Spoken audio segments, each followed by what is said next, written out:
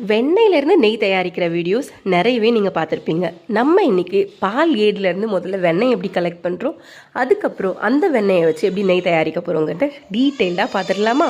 கடந்த ஒரு மாதமாக கிட்டத்தட்ட ஒரு 5 டிஃபன் பாக்ஸில் கலெக்ட் பண்ணி வச்சுருந்த பால் ஏடை வச்சு தான் இன்றைக்கி எங்கள் அக்கா நெய் தயாரிக்க போகிறாங்க.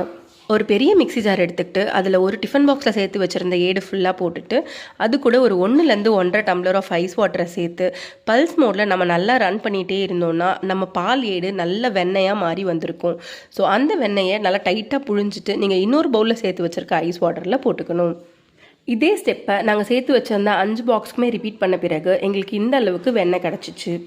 வெண்ணெய் கொஞ்சம் உருகிற வரைக்கும் நம்ம ஹை தீயில் வச்சாலும் அதுக்கு பிறகு நம்ம இந்த ப்ராசஸ் ஃபுல்லாகவே சிம்மில் வச்சு தான் செய்ய போகிறோம். இந்த மாதிரி சிம்மில் வச்சு செஞ்சால் மட்டும்தான் நெய்யோட கலர் மாறாமல் அழகான கோல்டன் ப்ரௌன் கலரில் கிடைக்கும். வெண்ணெய் கம்ப்ளீட்டாக உருகின பிறகு அது இந்த மாதிரி நல்லா பொங்கி வரும்.